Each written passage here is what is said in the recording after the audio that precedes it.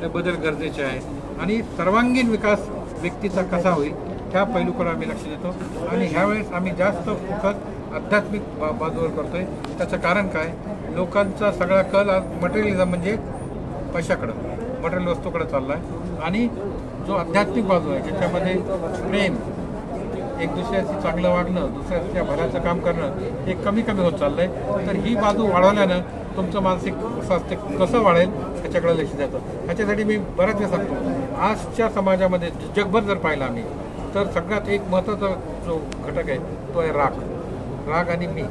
ह्या दोन गोष्टींमुळे बऱ्याच लोकांचा स्वभाव बिघडतो आणि रागासाठी मी तुम्हाला आधी एक भगवद्गीतेला श्लोक सांगतो, क्रोधोद्भवती समूह स्मृतिप्रदा विनाश।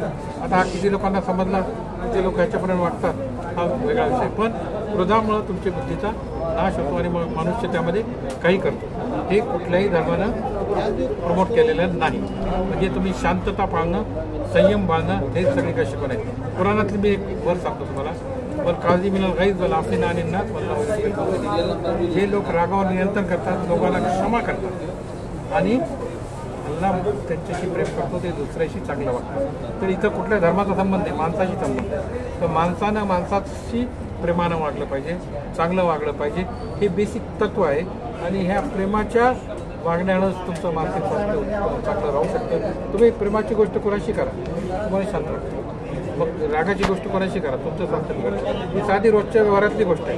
तुम्ही ऑफिसमध्ये दुसऱ्याला रागावून बोला किंवा मग थोडा शांतपणे बोला, तुमच्या स्वास्थ्यामध्ये तुम्हाला ताबडतोब फरक जाणवेल, बरोबर आहे की नाही? सर लहान मुलं मोबाईलचे फार ॲडिक्ट होऊ लागले, आता ह्याला जबाबदार कोण आहे?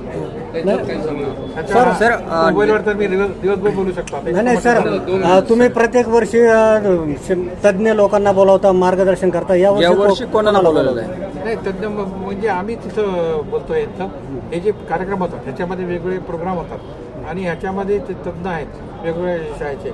आज जसं ह्याच्या लॉमधले लोक आम्ही बोलवले किंवा आम्ही शिक्षण क्षेत्रातलेही बोलवतो किंवा आता मानसिक स्वास्थ्याशी जोडलेले आमच्या फील्डशी जोडलेले लोक मानसिक स्वास्थ्य दुसरे त्यांची कार्यक्रम वेगवेगळ्या ठिकाणी होतात। आता हा कार्यक्रम स्पेसिफिकली आम्ही इथं घेतोय, तर त्यातले आम्ही ह्याच्यावर बरेच कार्यक्रम विशेष करून आम्ही याच्यावर जोर का दिलेला आहे, त्यांना आम्ही विद्यार्थ्यांना इन्व्हॉल्व करतो। आता मी आजचा माझा अनुभव सांगतो, आज जी स्पर्धा होती त्याच्यामध्ये कॉलेज आणि विद्यापीठची मुलं होते आणि माझं पहिल्यांदा असं मत झालं की यांना जर विषय चांगले दिले तर ते वाचवून अभ्यास करून येतात आणि त्याच्यावर बोलतात।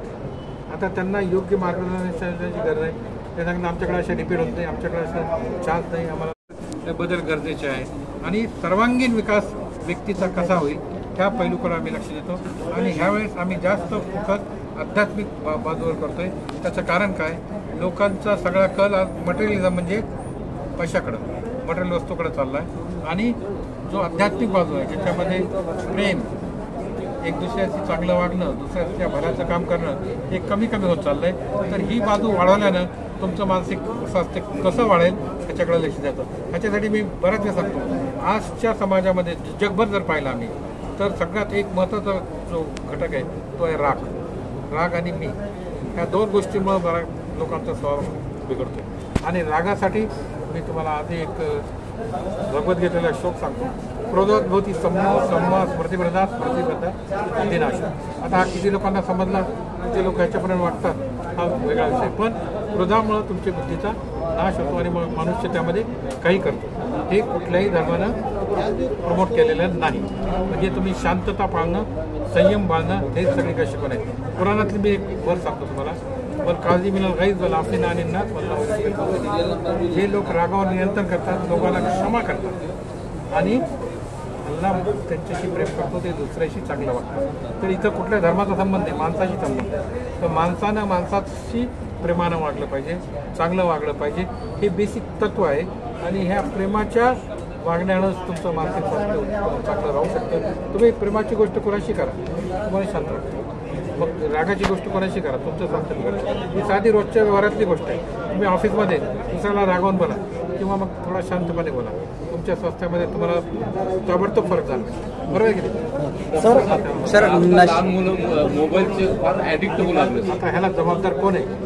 त्याच्यावर काही सांगणार सर, मोबाईलवर तर मी दिवसभर बोलू शकतो आता. नाही नाही सर, तुम्ही प्रत्येक वर्षी तज्ञ लोकांना बोलावता, मार्गदर्शन करता. यावर्षी कोणाला बोलवलेलं आहे? नाही, तज्ञ म्हणजे आम्ही तिथं बोलतोय हे जे कार्यक्रम होतात त्याच्यामध्ये वेगवेगळे प्रोग्राम होतात आणि ह्याच्यामध्ये ते तज्ञ आहेत वेगवेगळ्या विषयाचे.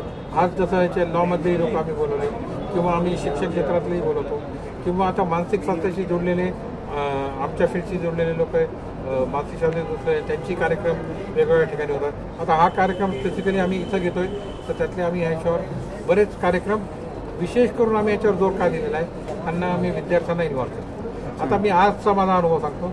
आज जी स्पर्धा होती त्याच्यामध्ये कॉलेज आणि विद्यापीठची मुलं होते आणि माझं पहिल्यांदा असं मत झालं की यांना जर विषय चांगले दिले तर ते वाचवून अभ्यास करून येतात आणि त्याच्यावर बोलतात.